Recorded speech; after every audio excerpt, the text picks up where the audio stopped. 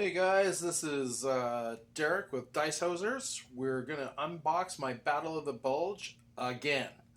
I did this earlier and for some reason my microphone wasn't working, so we're going to do it again. I put everything back pretty much the way it was, so it should all look the same. So here we have the Battle of the Bulge. We got all the wording or what the description is in a bunch of different languages.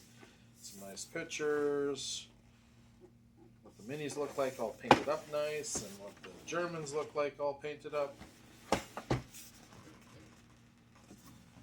Pretty iconic picture. It seems like I see that everywhere. So we open it up. The first thing we get is a dice bag. Not bad. You'll quickly grow out of this as your if this is a starter army for you. You're going to grow out of this bag because it's not going to hold many. Especially when you start playing big 1,500 point games or 1,100 point games in that area, you're going to have, anywhere from 20 to 30 dice in this thing, and this isn't going to be big enough. But it's kind of nice that they start you off with something. You got the quick rules, description of the Battle of the Bulge. Looks like how to assemble your force, what the force will look like, the Americans, and the Germans.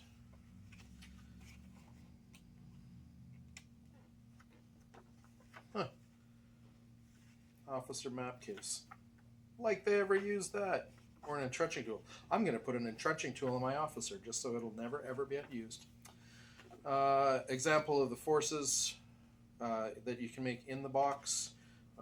I'm sure you can, get rid of one squad and then make the other two bigger if you wanted to. Probably make them different as well because there's more than one LMG sprue in there. Scenarios so you can reenact some of the fights. These scenarios are very much like version 2 scenarios in which they're all set, not like the version 3 where you kind of mix and match to get your scenarios. Another box art picture. Split. I was hoping it was the middle of the book is right there. If it was right there, it'd be cool because then you could kind of take it out and make a picture of it, but it's not to be. Little painting diagrams using the Vallejo paint, just so you can get semi-historical colors. I say semi because there's always going to be somebody out there that says it's not quite right or what they looked at is a little different. One of the things I will note is if you don't use Vallejo, there's an app. I use an app called Hobby Color. Is Hobby Color Master on? I'll put a link in the description below. It's really good because it's got pretty much every major paint and some minor ones that I've never even heard that I'm sure are European or maybe even Asian or Australian or somewhere else that they don't really sell much in North America. But they do have, like if you look at Model Gray, US Olive Drab, you look that up, it'll tell you things that are equivalent to it, so you don't have to go hunting the internet for equivalency charts. It's built right in. So that's really nice. And it also keeps track of your paints, so you can look it up and go, oh, I actually have that paint. I don't need to buy it, because I'm one of those guys that is like, forgot that he's bought it, and then ends up with 6 pots of the same one. Look the instructions to put the M20 together, or the M8, depending on which version you want. M8 obviously the one with the turret, M20 without.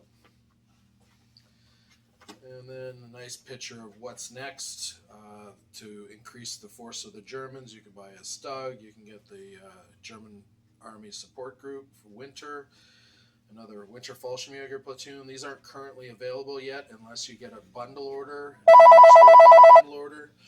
Then we'll cancel that for right now. And then you got the U.S. Army group, the U.S. Winter Support Group here, Winter Platoon, and a Sherman. Not too sure if the Shermans are going to be much better this edition, just like the Stug. Not having a turret is kind of limiting, but I mean the tanks are going to hit better because of all the changes to how hits are decided now. Nice little breakdown of the play sheet, and then a bigger breakdown of the rules and orders and sequence of things. And this comes off. Oh, there's a little ruler on either side. If you can't find a tape measure, I guess you can cut these out. He says with a question mark. I mean, I guess they're making use of it. You got your standard smoke and destroyed. Card and decals for your M8, M20 scout card.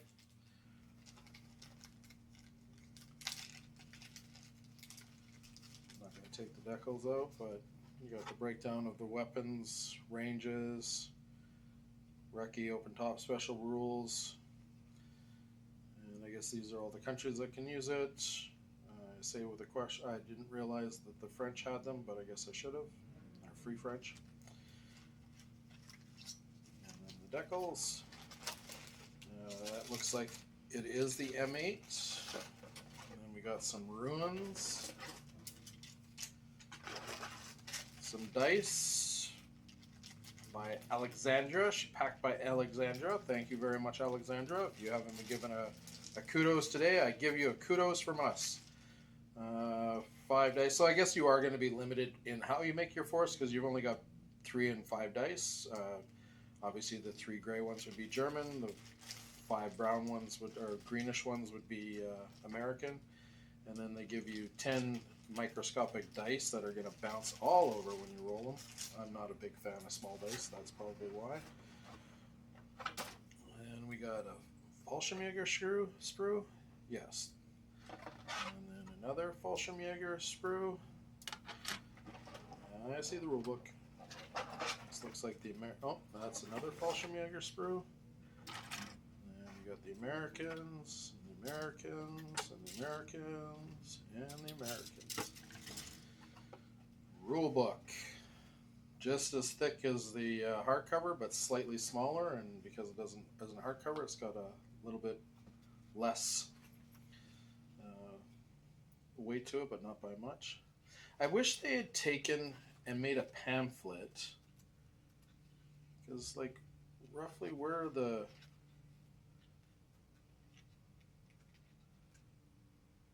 vehicle mounted weapons, because I'm sure there's a big chunk of this that didn't need to be in here. There's the buildings, arranging the game, scenarios,